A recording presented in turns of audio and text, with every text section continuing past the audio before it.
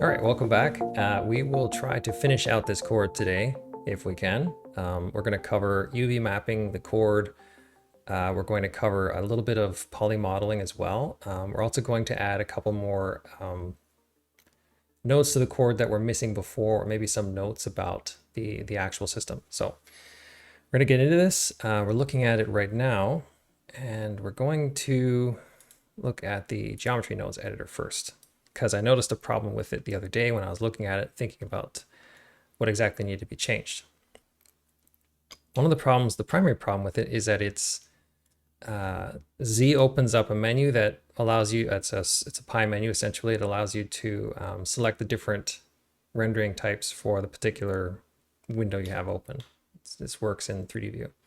So if we switch to wireframe mode, we have this issue where there's too little resolution in the linear axis along the cable. We can change that by changing the curve resolution up, but that exposes another problem. And now it doesn't look right. Something's going on here. So what's happening is that the curve resolution was very low. So it was sampling an average for the noise that was being applied to the curve for offsetting the curve and adding that extra wiggle. So we have to account for that. We're going to change the curve resolution up until we get to, you know, square polygons, I suppose. So it's kind of hard to see. They're sort of squarish. They're a little more rectangular, but this will give us a decent resolution when it comes to rendering the chord itself. So we're just going to change the amplitude, the offset scale noise, something much smaller, 10, and random twist amount can come down to something like, something reasonable. We're going to change this right down. We're going to start with a smooth chord like this, and then just add a tiny bit of ripple to it. That's essentially what you're trying to do with this entire operation. And maybe some more random twist. We're going to make the random twist smaller. Yeah, I'm kind of feeling that. All right, so this gives us a bit more control since the curve is actually sampled at a higher detail rate now. So if I go through and I actually change some of these things, it will give me a little more control, specific control over where exactly the curve is, the chord rather. Like right here, it's too kinked. And I mean, you just go through and change this stuff to your own desire. We're going to now look at the chord itself, and if we wanted to increase the resolution without affecting the number of points used to sample the chord and offset the result, we need to, instead of resampling the curve with a higher count number, what we need to do is set a high resolution number. So we already have I'll just go through the progression here. It starts out as a curve.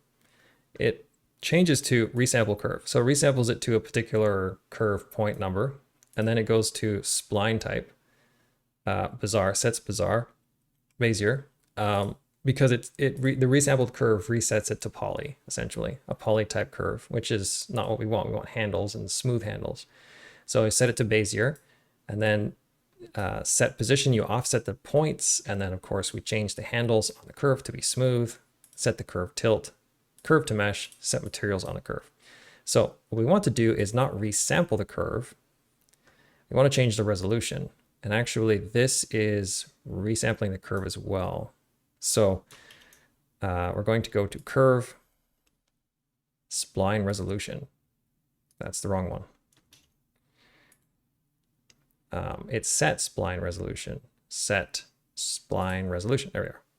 So what we're going to do first is we're going to do it with the profile. We don't need to resample the profile because the profile should be the way it is previously. So this should simply be geometry count, and then of course output, like so. So now we have a drastically different result since the resolution is obviously calculated slightly differently. So we're just going to take this down. Yep. So you can change the resolution without changing the curve interpolation, which is great. So now that we know that, we're going to take the same thing and add it here. And then we're going to add a second or another point because we want to be able to change the actual sample of the curve and the resolution. So we're just going to change this to go up right underneath the top one. Here we are. So this would be, the first one would be curve, I don't know, point number or something like that.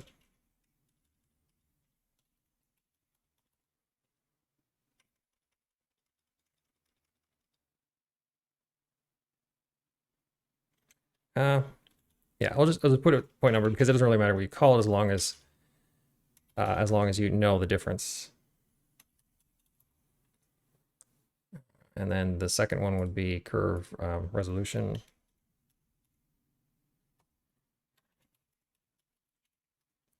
Yeah, so we change the resolution. We can see that it's changing, and we can actually move it down as well. So let's say that we want a lot of granularity in our sample points, but we don't want a lot of granularity in the details for like low mesh polys and stuff like that. It gives us a lot more control. So that being done, all right, let's, we have a few other things we need to do. First of all, this texture is terrible. It needs to be changed. There needs to be, like in the intro video, I have to unwrap this because I had text running down the length of the curve. And what I'm going to do is actually change this curve to a mesh first before I do that, because it'll give us a few more options. Just going to fiddle with this a little bit because this is not generally speaking how chords look. And just make it look a little more natural, I guess.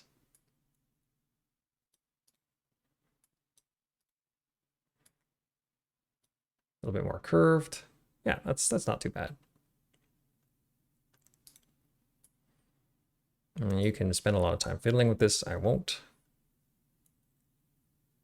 But these are the principles for making something like this. Okay, so I'm going to visualize what it looks like with just black, just as a black chord. Because essentially that's what we want, is most chords are black. You can make, I don't know, whatever color chords you want, but most chords are black. I'm going to make it look like rubber first. So we don't need UV mapping to make it look like rubber. It just means adjusting the roughness a bit.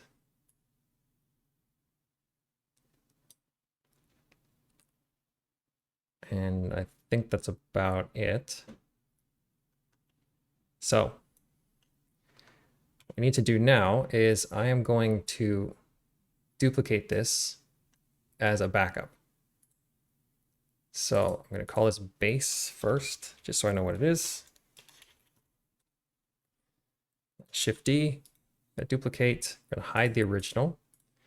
And I'm going to call this one working. It's just illustrating the importance of keeping your scene organized. When it's this small, it's irrelevant. But sometimes scenes can grow to hundreds of objects and you need to start really categorizing and naming them. Otherwise, you have no idea what it is. You could have like 16 different Bezier curves and you have no idea one's a power chord and one's a profile. So you have to go through it. If you can just read it, then it's much more efficient. So that's why we do this. Let's, since this is still a curve and it's still, yeah.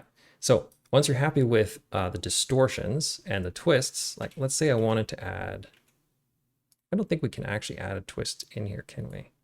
No. So that would be one drawback of this particular system, but it's not a huge deal, I guess. It can be changed. Just change this so it's a bit more flat. All right, so now we have this, and we're going to make sure we're working on our working one. We're going to go into Object. We're going to Convert. to mesh. Once you do this, this is a destructive process. You can't go back in the object you're using. It converts it into a wireframe mesh. So now you have access to editing individual points. So if I was to say, select a bunch of points, and then I wanted to move them, I don't have access to the same kind of procedural effects that this would normally generate in the base file. So make sure it's at the right place you want it to be at first before doing that. So we do have a few points here that might be needing some changing. So what I'm going to do is I'm going to hold down Shift and Alt and right click, and this selects a loop. I'm going to focus on it, the period key. And if I was to just do this and just drag, that would be problematic. It looks terrible. So what instead I'm going to do is I'm going to go up here and turn on proportional or fall off, proportional editing. They're going to press G. Now the whole thing moves, which is a problem. So if we look at the top right of the screen, we can see how large the actual proportion is. I'm going to scroll down on the mouse wheel, or up rather, until I can see this starting to fade in. And now I have access to this really cool function that lets me proportionally edit, but it's affecting the whole thing instead of just the line that I want. Like you can see, it's actually pushing that chord as well. So if I go into here, I can go on connected only. And now when I do this, it doesn't. It only proportionally edits everything connected to the vertice that you've selected if you set those things. So I can actually move out the whole line like this. And essentially what I'm trying to do is solve this problem that I have here, where it looks like the chord it's not behaving correctly when it loops over top of this other chord. And this is what's so nice about editing a chord like this, is that it is a chord. It's not a more complex shape. A chord is essentially a tube, which is great. It's really fun to work with these things because they're not like super duper complex. I'm gonna twist this. And when you press R and you're in a viewport, it projects your viewport and uses that as the axis for twisting. G again. So we have this chord that's behaving a bit more acceptably. And we're going to do the same thing with this one. Scroll this out a bit.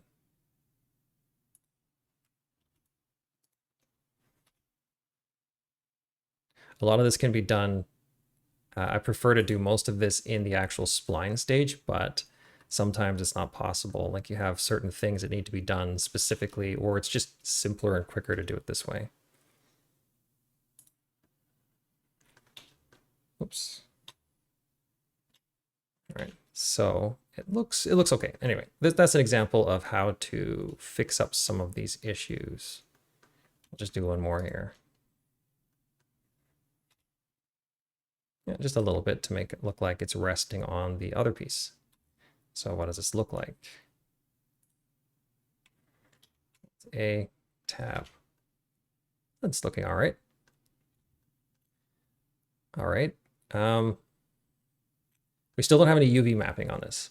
So UV mapping is not something I've covered yet in any of my tutorials, but it is essentially the way that a Blender can apply a flat map to a rounded or otherwise shaped differently object. So what we're going to do is we're going to go into the edit mode again. I'm going to select solid so I can see what I'm doing. And I'm going to select a continuous line, like a continuous line, uninterrupted line along the entire chord. And since it's an extrusion, this is quite nice because it is a single line that goes along the chord. It's perfect geometry. And it's probably not that important where you select it. This is going to be a seam. So press 2. 1, 2, and 3 are different editing systems. 1 is vertice, 2 is edges, and 3 is faces. So faces, edges, and vertice. So if you select a face, And then press 2, you have 4 edges selected. If you press 1, you have 4 vertices selected. If you select 2 vertices, you press 2, you have 1 edge selected. Press 3, you have nothing selected. So it's essentially how it works. I keep pressing Alt-A because that unselects everything in the scene. So if I was to select a bunch of things, C is a selection brush. Alt-A unselects everything, A selects everything. It used to be that in Blender before, I think 2.8, if you pressed A and then you pressed it again, it unselected everything, but small changes. So I have my line selected. I'm going to confirm that by going into wireframe. Yeah, looks about right. Now we're going to press W, which is a context sensitive menu, and I'm going to say mark seam. So now we have a seam that's marked. And if we press Alt-A and unselect the edges, we can see the single seam marked along the entire chord. So now we're going to select everything, go into vertex mode, which is not necessary, but I like to do it anyway. And we're going to come up to UV and UV unwrap. Since there's a lot of polys in this mesh, it does take a few minutes, depending on your computer speed. I'm going to open up another window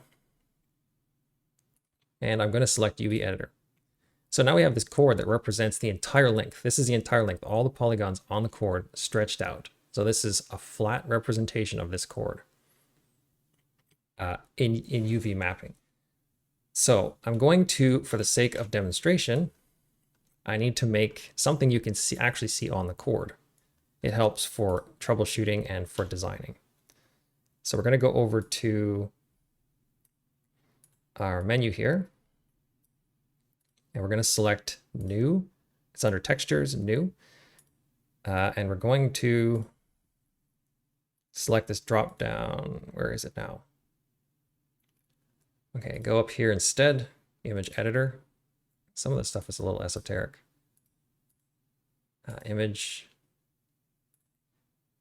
I'm going to select, no, not render results. Close that. New image. Yeah, so we're going to call this UV testing. It doesn't have to be that high resolution. And instead of selecting blank, select UV grid and select OK. So now we have this kind of cool looking UV grid. So now we're just going to close this because we don't need that texture. Select this thing and we're going to apply, since it has a texture already, we're going to apply texture in here, an image texture. So we're going to close these. You could have just not done that, but we're going to go from the start. Okay, image shader, no, image texture. Yeah. All right, now you select this, you press Control A, Shift A, excuse me. Nope. Control T. Here we are. Shortcuts. Got to memorize them, right? All right, so we're going to connect the color to the base color. And nothing happened. This purple texture is an indication that Blender does not know what texture information you want to apply to it. Make sure the texture coordinates are selected to the UV. And now we're going to select this little drop-down menu and UV testing. So obviously we have something going on here. We have very, very large UVs.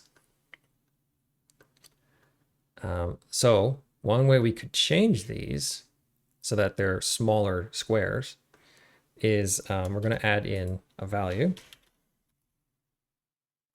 We're going to plug it into scale, and we're going to change this to 10. So what that's done is it's changed these this vector mapping coordinate system, and it's changed the scale of it. So it's taken the UVs and it's basically scaled it up. It's synonymous with if I was to select this, go in edit mode, and then come in here. Well, actually, I have to go into UV editor. Select everything and scale it. It's synonymous with this, except it's easier to read in the UV edit mode if you don't have that, if you don't use that.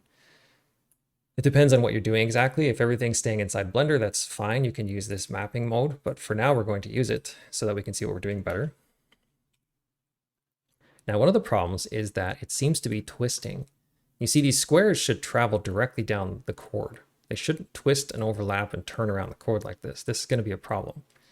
The reason they do that is if you look at it, this chord is supposed to be flat, on here. It's an extrusion, but it's not. The UV mapping automatically changed that. So we need to change it so that all the squares are straight. There's a lot of squares. There's a lot of polygons here, and they're all kind of distorted and wavy. So there is a very easy shortcut, which is very, very convenient. Otherwise, you'd have to go through all of these like this. Then you have to scale 0, Y, then try to figure out why that happened.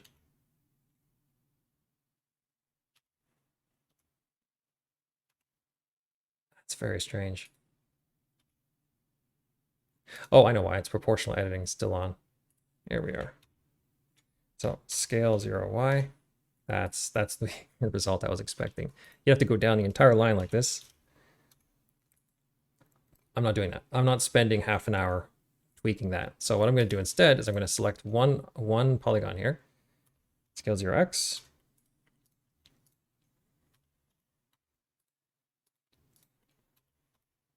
I'm straightening the polygon so it's completely straight. Y. And then I'm going to go into polygon edit mode. It's the same as in the edit mode in regular viewport. You press 1, 2, 3. I guess 2 isn't edges. I guess it shows it differently, but it does look like edges. 3. So press 3, select the polygon, and then press L. It selects all the polygons that are linked in the viewport here. But you still have this polygon selected as a primary polygon, why it's highlighted in gray. So now we're going to press W for context menu, and we're going to go active, follow active quads. And it's going to work some crazy black magic. And now all your polygons are straight. That is so beautiful. So essentially that saved us like 3 hours of work. It works really well too, because again, this is literally an extrusion. All the polygons are supposed to be straight. They're basically back to back. So now if we go in here, we tab out, we have this incredibly beautiful chord that with the texture perfectly lined up. Now we need something to put on it. So I came up with a picture for this, an image map. It's maybe beyond the scope of the tutorial to talk about how I did it. It was just using a free tool, which is Inkscape. It's a vector drawing program. I'm going to save this as, nope, for working. And I'm going to apply the map on this because it's already UV unwrapped. And I want the base texture to look the way it is, but I want the map to show up over top of it. Essentially applied to it, but just where it is. So I'm going to have, I suppose, 2 colors, because you could use this to actually, it's a mask essentially. So we're going to add the map first. Okay, so we're going to open this map, which is chord PNG or text PNG. Open the map. I'm going to show you what the map looks like because it's interesting. It's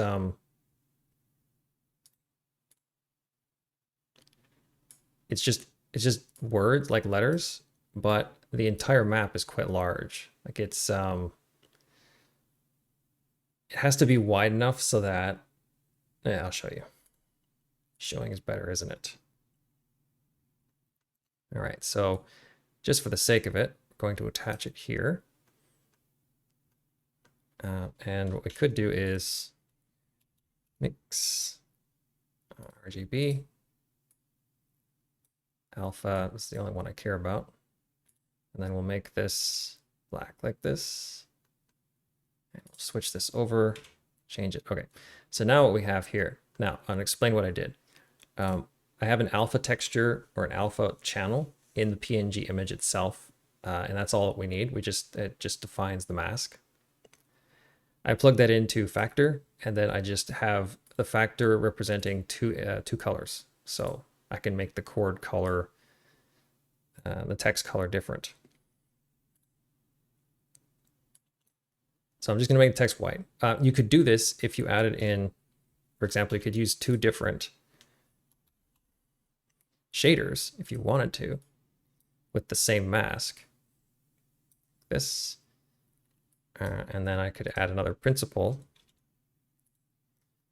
and I could plug one shader into one, like this, and one shader into the other, and then plug this as an output. So you see nothing, but I can change it so the letters are, let's say, for example, brass color, and then I can change up the roughness all the way down so they're shiny if I really wanted to. Can't really see that. And metallic. So if you really wanted to, you could put this, it's very easy to use masks to change, to put like lettering and details on things and make it look like there's more than one material involved in the outcome. But that's not what we want to do because it's printed, it's a printed letter on a, on the rubber cord. So essentially they have the same texture. So now we have an issue with the letters are going the wrong way. So there's two ways of solving this, as always, because it's Blender. We're going to go into UV editor. We're going to look at everything we have in here. We're going to select A, R, 90, G, and we're going to scale it like so. Now the text itself will tile. So if you move it like this, I'm going to turn the so you can't see. There we go. So already it looks pretty good, but you have to realize the text itself will tile. So I'm going to scale this down some more. Try to get it to stop tiling.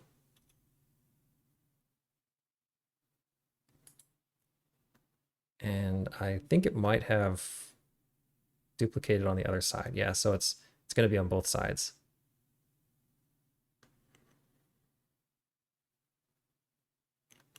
To change that, you could turn off tiling.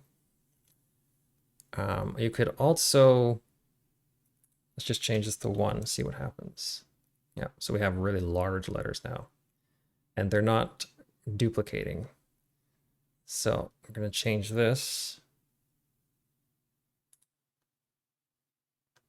and just change this up a little.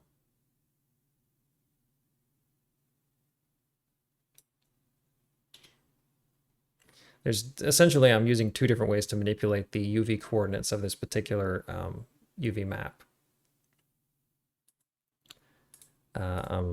Probably just set this to 1 and just use the 1 way.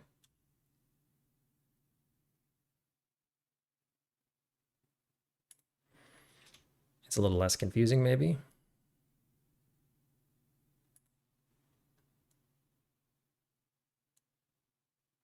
It looks like it's only on the one side.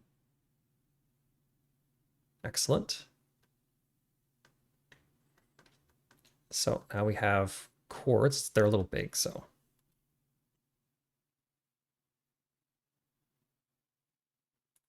And if you wanted the letters small, but you don't want them to tile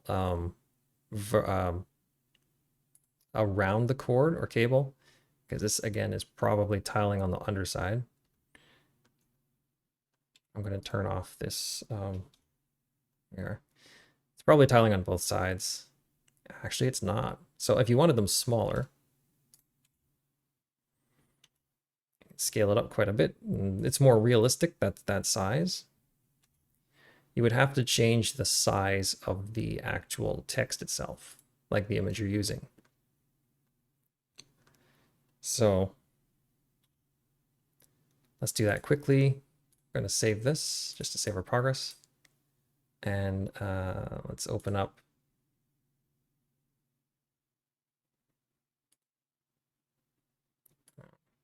our image editor, GIMP, trusty image editor. I'm going to open the tutorial series, media, text PNG. So we're just going to canvas size this. image, canvas size. Make sure this is off. Change this to 28, 61, so it's a square. And resize. And now layer to image size. File export as larger. Export. Okay. Now we're going to change this here. We're going to turn it off. Open.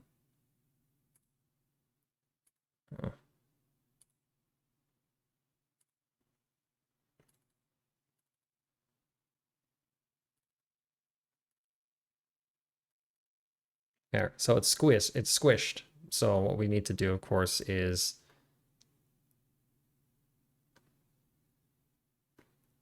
we're going to change this first of all. It shouldn't be squeezed like that.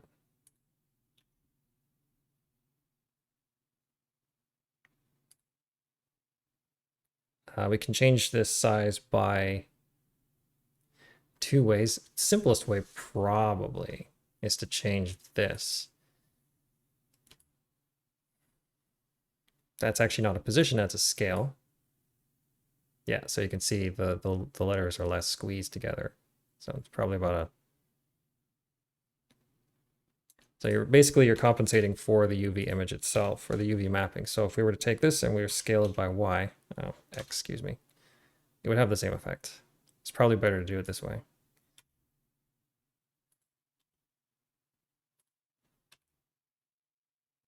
A little bit of fiddling around to get this to work correctly. Yeah. One thing though is that it's reversed. So what we'll do is we will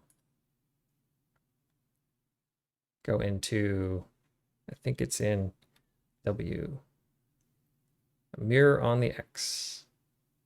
Poof. Now it's not reversed. Very cool.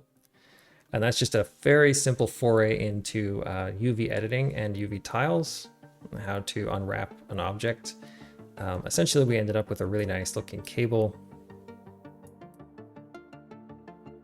Yeah. And geometry nodes. So if you're not interested in slogging through, it's worth the effort to make the tree yourself at least once. But if you're not interested in doing that, you don't have time for it or whatever it is, you can purchase it on my Gumroad page for a couple dollars. It's just there for convenience sake. So I've showed you how to animate the cable. I've showed you how to texture it with UV coordinates and how to map some extra procedural realism into your everyday renders using geometry nodes. So hope you guys enjoyed the series, and I will see you all later.